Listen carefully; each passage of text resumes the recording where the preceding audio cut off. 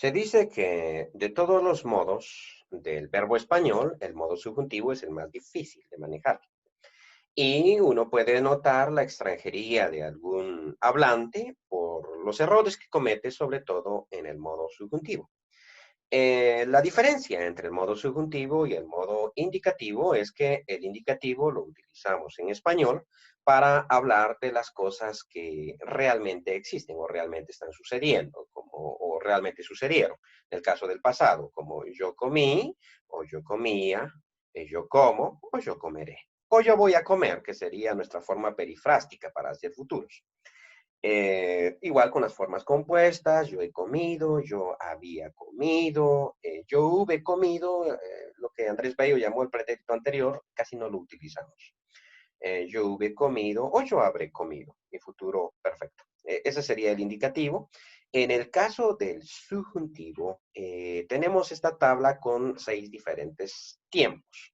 Las primeras se llaman formas simples, que son 3, porque hay una sola palabra, y las segundas en español siempre se llaman formas compuestas, porque tenemos al verbo auxiliar haber. A mí no me gusta mucho hablar o distinguir entre las formas simples y compuestas porque su uso no es equivalente. Realmente hay un momento en el que usamos las simples y hay otro momento en el que usamos las compuestas.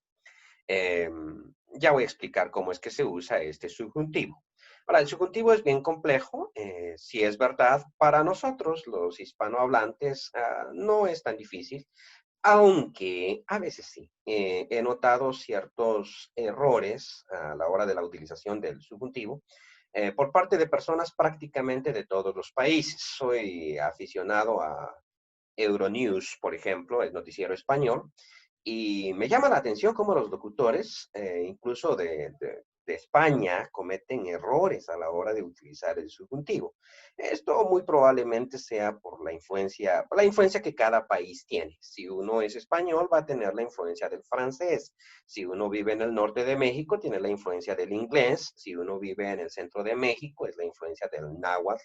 Pero esto fue una influencia anterior, o sea, en la época de la colonia, y eso forma un español típico mexicano, un poquito diferente, no solo en su pronunciación, en su acento, sino también en el vocabulario y en la gramática, como hablan los mexicanos, si uno es suramericano, el quechua o las diferentes lenguas, ya dependiendo del país en que uno viva. En Guatemala, que es mi país, la influencia de las lenguas mayas es bastante fuerte, no solo en su vocabulario, sino también en la forma en que hablamos de manera común.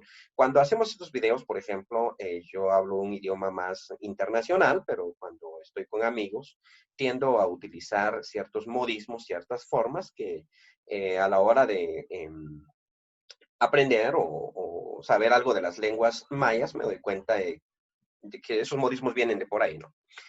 De por ahí sería un tipo de modismo, ¿no? Vienen de estos idiomas. Entonces, todo el español tiene diferentes influencias y eso hace que los modos que son más difíciles de manejar, como el caso del subjuntivo, varíen más rápido. No voy a perder mucho tiempo. El propósito de este video no es enseñar a utilizar el verbo subjuntivo a un extranjero. Realmente no sería suficiente un video. Tendría que ser una serie de videos para explicar cómo se utiliza el subjuntivo a un extranjero. Este más bien tiene el propósito de meditar sobre cómo usamos el subjuntivo para mis estudiantes de griego a fin de que puedan utilizar el subjuntivo griego. Valga la aclaración, el subjuntivo español y el griego es diferente, o se usa diferente. O sea, aprendiendo el subjuntivo español o entendiéndolo bien, eso no significa que ya entendí cómo se va a utilizar el subjuntivo griego, pero sí me da una idea para que capte cómo es que se usa el otro. Y por eso es este video. Bien, hay 6 tiempos, 4 de estos usamos mucho, el caso del presente, el imperfecto, bueno, los que hablamos español como lengua materna, el futuro imperfecto de las formas simples o el futuro perfecto de las formas compuestas casi no se usaba. Lo conozco nada más en ciertos dichos, pero en el diario hablar no se usa. Y es más, cuando uno lo utiliza suena extraño, suena como que no es español. Ya voy a poner algunos ejemplos. En el presente es yo cante, tú cantes, él cante. En el modo pretérito imperfecto, en formas simples, es yo cantara o cantase. Se pueden utilizar las dos formas. Tú cantaras o cantases, él cantara o cantase. En el futuro es cantare, una pequeña diferencia. Acá es cantara en el pretérito, en el futuro es cantare. Yo cantare, tú cantares, el cantare. Las formas compuestas ya, el pretérito perfecto compuesto, haya cantado, hayas cantado, haya cantado. Pretérito pluscuamperfecto, hubiera o hubieses cantado, hubieras o hubieses cantado, hubiera o hubiese cantado. Creo que pronuncié mal la primera persona. Hubiera o hubiese cantado. En el futuro perfecto, hubiere cantado, hubieres cantado, hubiere cantado. Ya explico cómo se utilizan estos tiempos. Bueno, estos tiempos del modo subjuntivo. El modo subjuntivo, a diferencia del indicativo, decíamos al inicio del video, el indicativo lo voy a utilizar para cuando algo es real, realmente existe, es algo concreto, y el subjuntivo es para cuando algo es imaginario, está en mi mente nada más o está en nuestras mentes. Estoy creando la realidad. Y por eso se va a utilizar para expresar deseos, para expresar incertidumbres, para expresar exhortaciones, consejos, este tipo de cosas. Cosas que no son reales, pero podrían concretarse en ciertos contextos. Pongo un ejemplo. Para expresar un deseo, ¿no? O sí, para expresar un deseo o una emoción. Vamos a expresar una emoción aquí. Me alegra. Muy bien. Me alegra. Eh, bueno, vamos a expresar un deseo. Realmente el uso del subjuntivo depende mucho del verbo que estamos utilizando. Hay una forma, perdón, el modo subjuntivo siempre se utiliza en oraciones compuestas. Eso significa oraciones que tienen más de una cláusula. Entonces, quiero sería mi primera cláusula, que vengas o que cantes. Vamos a utilizar el verbo que tengo eh, acá. Quiero que cantes. Estas son dos cláusulas. Una cláusula que es independiente, quiero, o la regente, vamos a decir, que cantes. Error ortográfico, cantes. Error de dedo, realmente. Quiero que cantes. Y la otra que es dependiente, que funciona como el complemento directo del verbo quiero. Observemos que quiero es indicativo, en este se va a utilizar indicativo siempre en la cláusula principal y en la cláusula dependiente se va a utilizar el subjuntivo, cantes, ¿no? Sabemos que es la dependiente porque es la que tiene, o la subordinada, porque es la que tiene el subordinante. Este subordinante puede ser un relativo o puede ser un adverbio. En este caso es un relativo. Entonces, quiero que cantes. Utilizamos el presente de subjuntivo. Si cambiamos el tiempo del verbo quiero, digamos, vamos a ponerlo en imperfecto, eh, quería que, bueno, ahora vamos a poner cantaras, cantaras, o cantases, da lo mismo realmente. Veamos, aquí ya voy a utilizar esta forma del pretérito imperfecto. ¿Qué significa? Que si tengo en la cláusula principal un presente, exijo necesariamente un presente en la subordinada. Y si tengo en la cláusula principal un pasado, exijo un pasado en la subordinada. Esa es la concordancia de tiempo. Por ejemplo, ¿qué pasa si nosotros dejamos esto así? Eh, quería que cantes. Esto no lo he escuchado mucho de hispanohablantes. Bueno, más que todo de los sudamericanos, tal vez, lo he escuchado bastante, pero esto es porque muchos de ellos son indígenas. Ahora, el problema con los pueblos indígenas es que a veces su lengua materna no es el español. El español es la segunda lengua que ellos han aprendido y cometen este tipo de errores, errores que nosotros cometeríamos si aprendiéramos su lengua o cometemos a la hora de aprender inglés, que es la segunda lengua casi de todos los pueblos. Los latinos cuando hablamos inglés cometemos este tipo de errores. Obviamente no en el subjuntivo inglés, pero sí en otras formas. Quería que cantes. Ok, esta es una mala utilización del subjuntivo, típica de los sudamericanos. Digo, no de todos, pero en términos general, de muchos. Y a veces, aunque la lengua materna de ellos sea el español, la lengua materna de su madre o de su abuela, pues no fue. Y entonces se transmiten estos tipos de errores. De hecho, si tenemos un pasado, quería, pues en este caso es un pretérito imperfecto, quería que, necesito otro imperfecto acá, cantaras. Ah, yo quería que cantaras, pero no cantaste. Yo quería que cantaras, pero no cantaste. El futuro no se utiliza, ya voy a explicarlo. Por ejemplo, si aquí yo querré o me alegrara, bueno, vamos a utilizar con alegrara. Me alegra que cantes. Ok, expreso una emoción. Sucede lo mismo. Me alegra que cantes. Me alegró, vamos a utilizar un indefinido, un pretérito indefinido.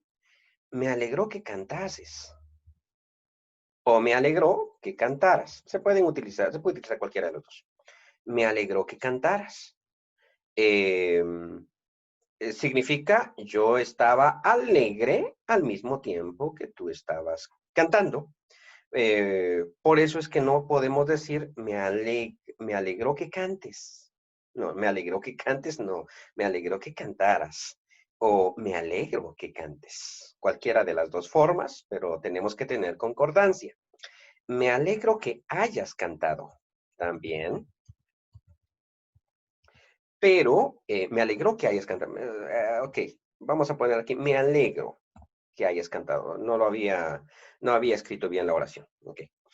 Me alegro que hayas cantado. Aquí vamos a utilizar esta forma compuesta, pero notemos que en la forma compuesta del pretérito perfecto, este pretérito perfecto es anterior al presente. Es decir, me alegro, pero no que cantes, porque no estás cantando ahorita. Por ejemplo, si yo pusiese, me alegro que cantes, vamos a quitar que hayas, me alegro, sí, vamos a reescribir, me alegro que cantes, implica que tú estás cantando ahora y yo me estoy alegrando ahora, son contemporáneos. Me alegro que cantes, son contemporáneos. Me alegró que cantaras. Yo estuve alegre en el pasado, pero tú cantaste en el pasado. O sea, son contemporáneos. En el momento en que estabas cantando, yo me estaba alegrando. Me alegró que cantaras. O me alegraba que cantaras. Igual, es irrelevante. Cuando yo utilizo la forma compuesta, entonces del pretérito compuesto, ese pretérito compuesto significa un pretérito antes del presente, por decirlo de esta forma. Me alegro que hayas cantado. Implica en el español, tú ya no estás cantando, cantaste en el pasado, pero yo me estoy alegrando ahorita. O sea, mejor dicho, estoy alegre todavía de que hayas cantado. Me alegro que hayas cantado. Me alegro que hayas cantado. Me alegro de eso. Me alegro de que hayas cantado. Realmente debí haber escrito me alegro de que hayas cantado. Suena raro, esto es el queísmo y de queísmo, suena muy raro, pero esta es la forma correcta de decirlo. Me alegro de que hayas cantado. La técnica para saber si debe ir el de ahí o no es... la técnica para saber si debe ir el de allí o no es si podemos intercambiarlo por eso. Me alegro de que hayas cantado. Me alegro eso o me alegro de eso. Si es me alegro de eso, el de debe ir en esta oración. ¿Por qué cometí este error tan feo? ¿Y por qué me suena tan raro? Me alegro de que hayas cantado. Me suena tan raro porque no estoy acostumbrado. Realmente cuando uno dice, X persona habla mal el español, a veces no, esa persona lo está hablando bien. Solo que como yo lo hablo mal y estoy acostumbrado a escucharlo mal, yo siento que, que la otra persona está mal. Tendemos a pensar que nosotros estamos bien. Entonces, a mí me parece más bonito, más lujoso, más elegante. Me alegro que hayas cantado, pero esa forma es incorrecta. Eso de- se llama queísmo, ¿no? O de queísmo. Queísmo realmente, que solamente pongo que cuando debe ir de que. Le llamamos a ese error queísmo.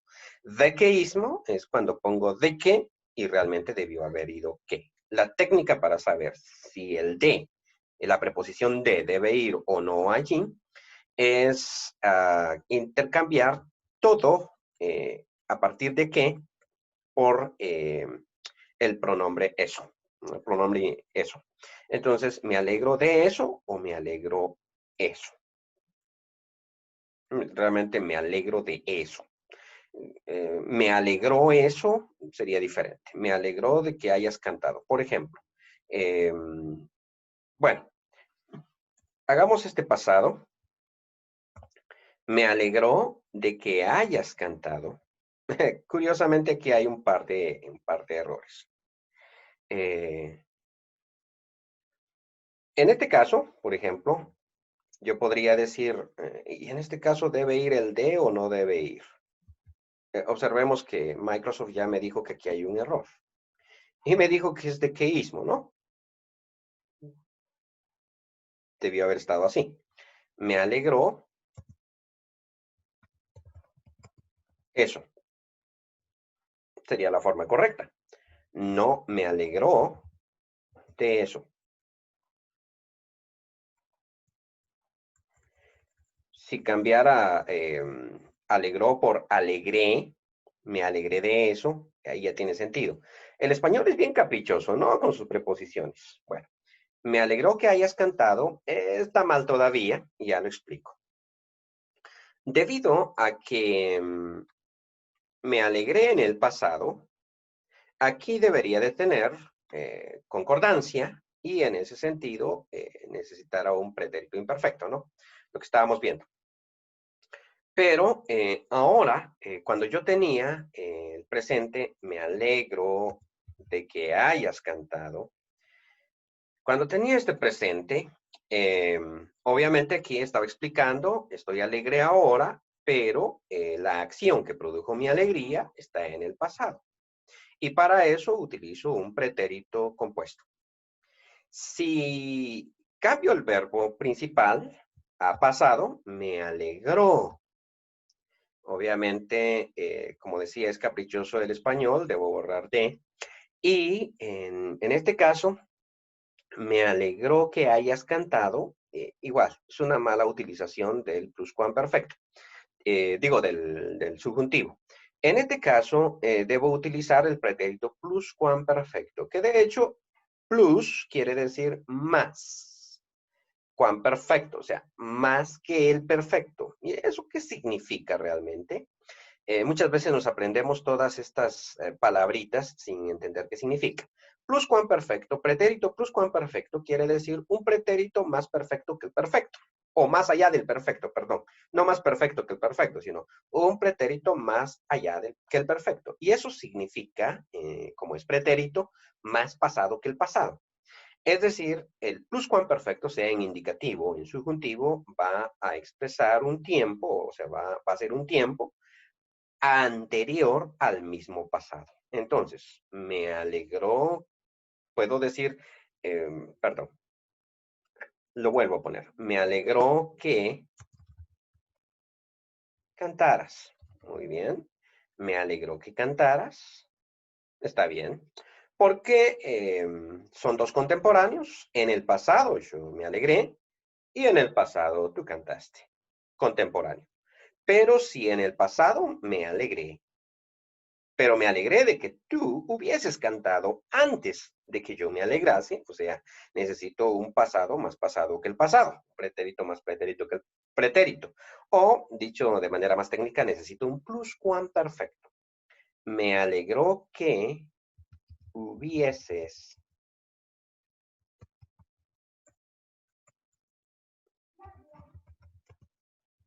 cantado. Me alegró que hubieses cantado. O sea, qué interesante está, ¿no? Me alegró eso. Me alegró que hubieses cantado. Bien, ya mostramos cómo se utiliza en el presente, cómo se utiliza el pretérito imperfecto, cómo se utiliza el pretérito perfecto compuesto y cómo se utiliza el pretérito pluscuamperfecto, las cuatro formas que dije se utilizan en el español actual. Cantado, ok, lo puse al revés, cantado. Las cuatro formas que se utilizan en el español actual y como estuve mencionando, no siempre se utilizan bien. Hoy en día podríamos decir que, bueno, ¿quién habla el español perfecto? La respuesta es nadie. Cuando escucho el español de España, encuentro errores, obvio, muchos menos errores que en los países latinoamericanos. Pero sí escucho errores. Escucho muchos más errores en los sudamericanos, sobre todo Perú, Ecuador, Bolivia, entre los argentinos y uruguayos, ¿no? Pero sí en estos países y en los caribeños, los países caribeños, hay muchas formas extrañas de hablar. Estoy diciendo error, pero obviamente si yo viajase a aquellos países, tal vez ellos pensarían que yo estoy en el error. En cuestión de idioma, como el idioma es convencional, es decir, es como el pueblo lo utiliza para comunicarse y si el pueblo comunica, pues está bien usado. Entonces, en sentido convencional, vamos a decir que una forma es correcta cuando la mayoría la utiliza y una forma es incorrecta cuando la minoría o una persona la utiliza.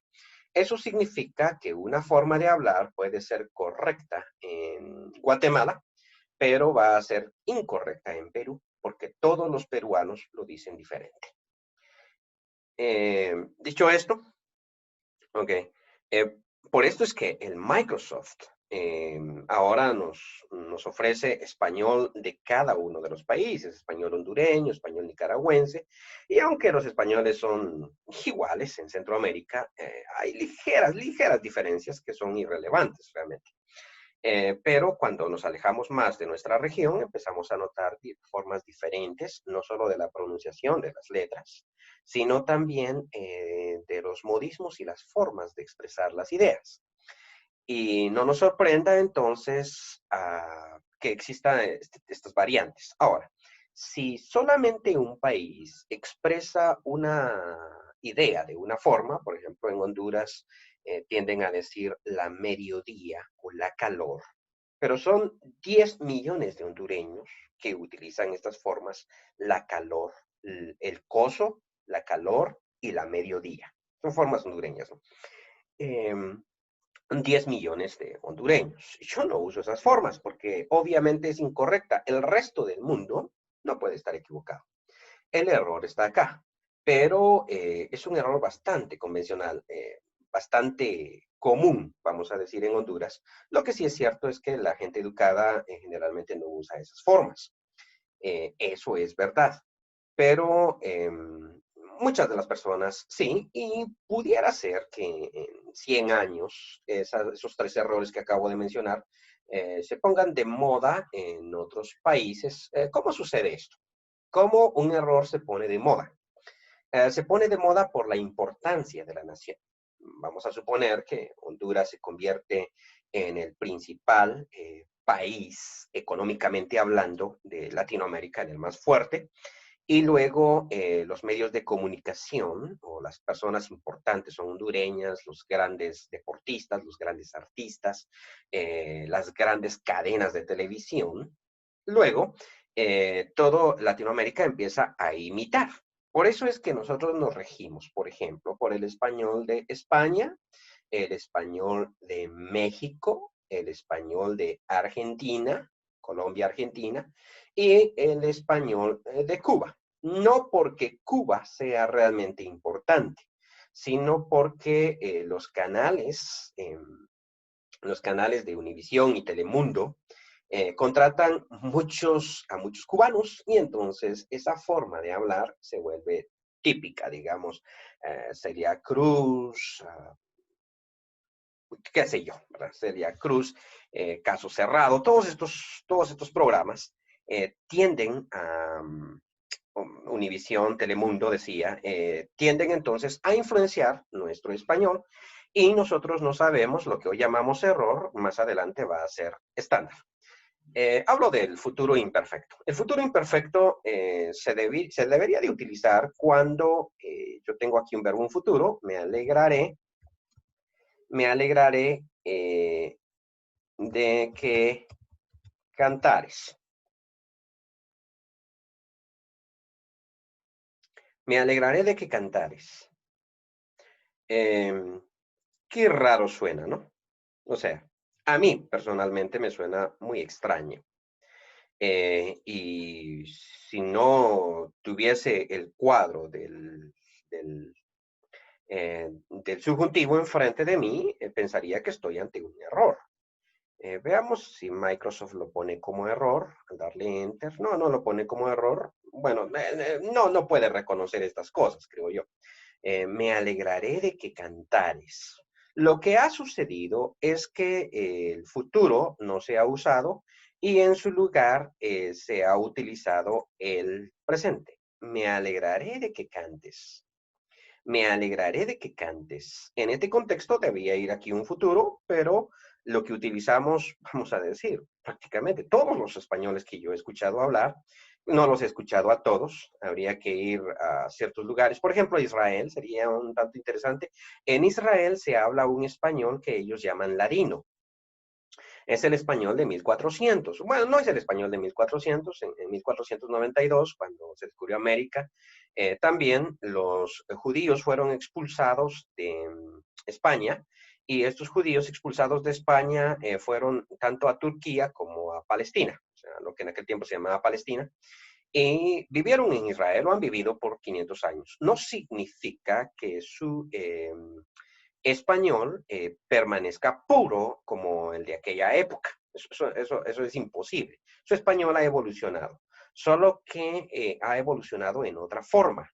Es decir, ha evolucionado bajo la influencia tanto del árabe en 300, 400 años que los árabes gobernaron ahí, y recientemente del hebreo moderno. Entonces, hay esas dos diferencias. Se puede entender lo que una persona de ellas habla, de los judíos sefardíes, se puede entender, o sefardíes o sefarditas, se puede entender, pero va a utilizar ciertas palabras árabes, por ejemplo, papá, mi papá, en vez de decir mi abuelo.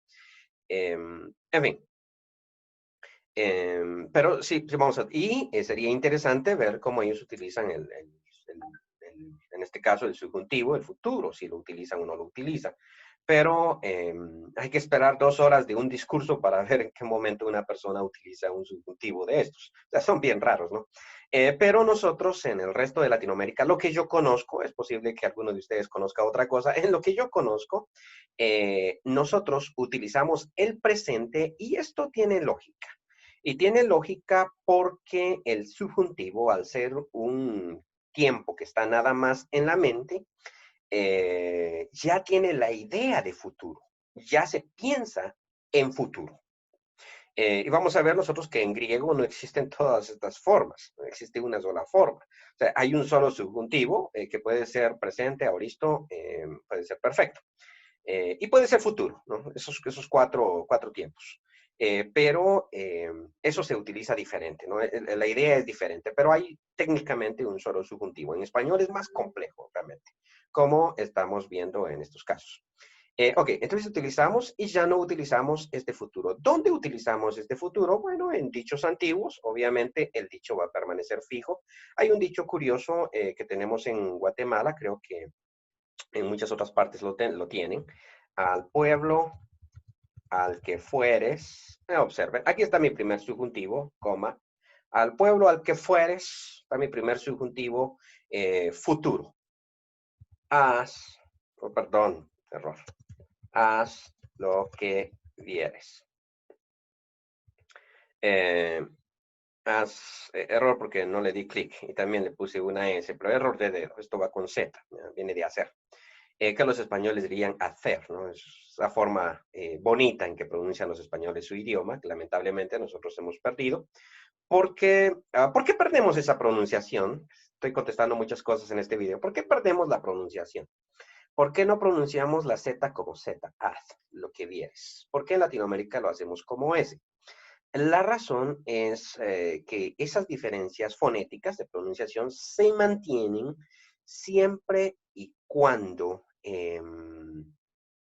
haya confusión. O sea, si hay, digamos, está la palabra asno, si hay confusión entre estas dos palabras, la diferencia fonética se va a mantener. Si ya no hay confusión entre las dos palabras, la diferencia fonética desaparece. Y esta es la razón. Si yo pronuncio az o as, tengo el mismo sentido, no confundo. Y por lo tanto, entonces, la diferencia fonética desaparece. Y esto tiene que ver mucho con, bueno, desaparece con mucho tiempo. Y eso significa entonces que en España esta diferencia va a desaparecer, muy probablemente sí. En muchos años, obviamente, ellos van a retrasar más el cambio, pero solo si hay la posibilidad de un error, entonces la diferencia se va a mantener. Bien, aquí tenemos entonces vieres y fueres en un dicho, eso se mantiene, pero ya en la utilización cotidiana ya no se va a mantener esa diferencia. Y va a suceder lo mismo con el futuro perfecto. Por ejemplo, el futuro perfecto se utiliza, una vez más, vuelvo, el futuro perfecto se utiliza para manifestar un tiempo ya completado antes del futuro. O sea, es lo que el pretérito compuesto es para el presente.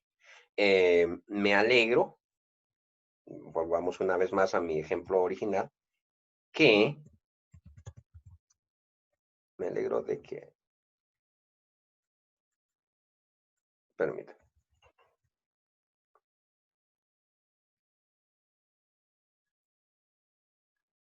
me alegro de que hayas cantado. Muy bien. Me alegro de que hayas cantado. Me alegro ahora, pero tú ya completaste la acción. Entonces, el futuro perfecto se utiliza en la misma manera hacia el futuro. Me alegraré de que hayas cantado. Esa es la forma en que lo utilizamos en toda Latinoamérica y creo que en España también. Me alegraré de que hayas cantado. No creo que un español mire mi video, pero su comentario sería válido, ¿no? Igual aprendemos unos de los otros.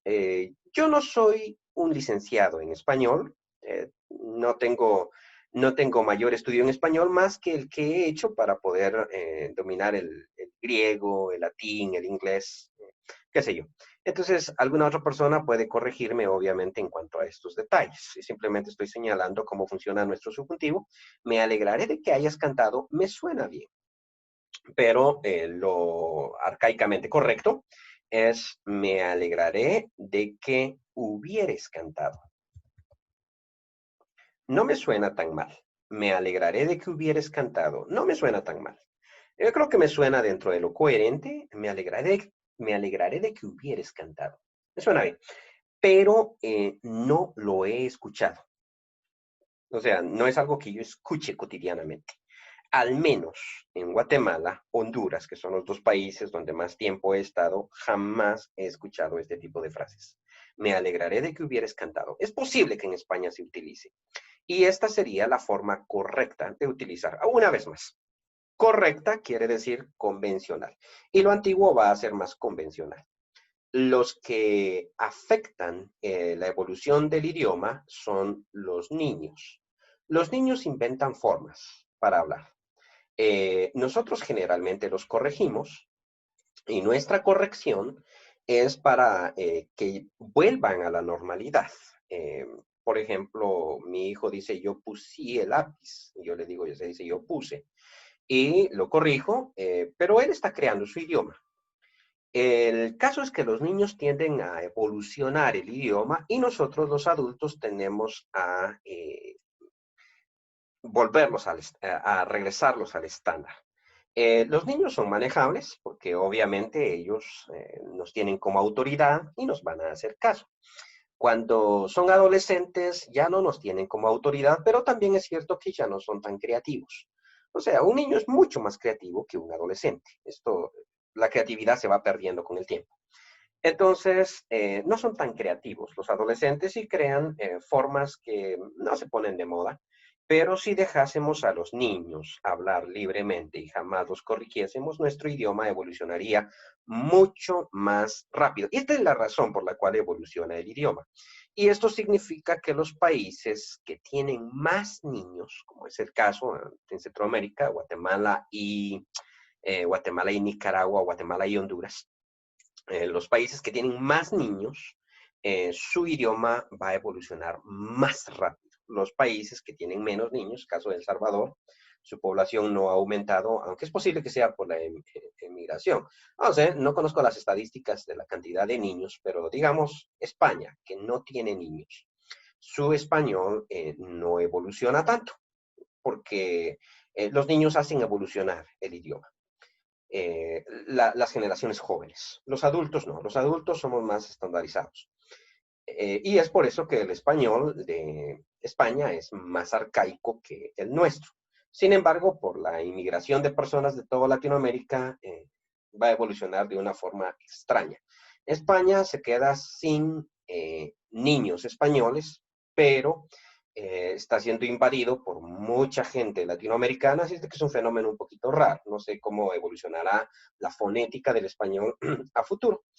Yo no estoy ni en contra ni a favor de la inmigración, o sea, eso no es mi asunto. Simplemente me llama la atención pensar cómo va a evolucionar el idioma. Lo que sí es cierto es que el idioma estandarizado en toda Latinoamérica será el del cine. Y en este sentido, los cubanos nos llevan ventaja por la emigración de cubanos o la cantidad de cubanos que hay en Estados Unidos y por estas grandes cadenas de Univisión y Telemundo. Televisa tiene una gran influencia también y por eso este acento mexicano va a ser influencivo entre nosotros y no solo el acento, sino las formas de hablar de los mexicanos van a ser muy importantes para nosotros. No tanto así, por ejemplo, el cine argentino, pero sí para aquella zona de Sudamérica. A mí me gusta mucho escuchar o ver cine internacional, me gustan mucho las películas argentinas, las películas chilenas, y me encanta ver cómo hablan ellos el español. Ahora, cuando yo he dicho aquí, esto es un error, o esto no es correcto, quiero decir que no es de acuerdo al estándar del español oficial antiguo, pero quien dictamina últimamente cuál es la forma correcta de hablar un idioma es la población. Si la mayoría dice que de una forma se debe decir algo, esa es la forma correcta. Y cuando nosotros estudiamos idiomas, este es uno de los errores que ha habido, por ejemplo, en griego, que los primeros estudiosos del griego koiné, o dirían los griegos modernos kiné, a ellos no les gusta que uno diga koiné de esta forma, sino kiné, el griego kiné. Pero uno de los problemas que tenían los primeros estudiosos del griego koiné es que pensaban que había una forma buena de hablar, o sea, una forma correcta, y era la del griego clásico. El griego de Platón es el clásico y es el correcto. Muy bien. Y entonces el griego koiné es simplemente un griego con muchos errores y tendían entonces a enseñar 8 casos en vez de 5 casos. Una nueva escuela, la escuela sincrónica, se le llama, la primera escuela se le llamaba diacrónica, la escuela sincrónica, vino y dijo, no, no, no, no, realmente no hay un griego que sea correcto. Lo correcto de lo incorrecto lo hace la cantidad de población y por lo tanto revisaron cuánto manuscrito fuese encontrado del griego del siglo I, por ejemplo, o del tiempo del helenístico, después de Alejandro, cuando Alejandro invade todo el Asia Menor y crea su gran imperio. A esto le llamamos griego helenístico. Entonces, cuanto manuscrito pudieran encontrar de ese griego y analizando cuáles son las formas en que esta gente hablaba o cómo hablaba, porque como hablaba la mayoría, eso va a ser correcto.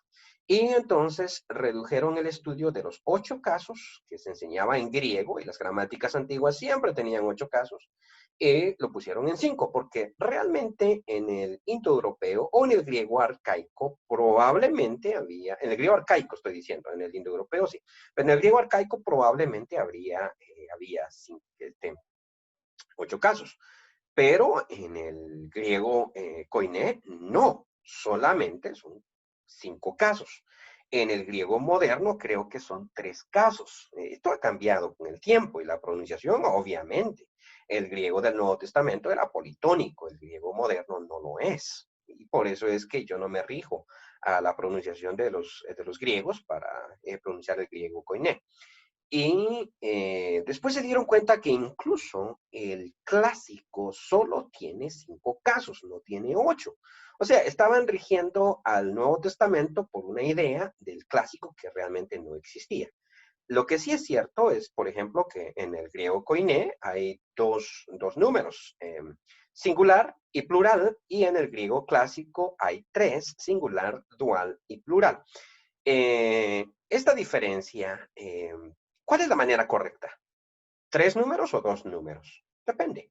Si estamos en el clásico, la manera correcta son 3 números. Si estamos en Koiné, la manera correcta son 2 números. Es la mayoría la que determina cómo se expresa un idioma. Volvamos al dicho que había escrito: al pueblo al que fueres, haz lo que vieres. Al pueblo al que fueres, al pueblo al que fueres, di lo que oyeres. ¿Qué tal este? O sea, ¿cómo se dice acá? Y así lo digo, porque así me entiende.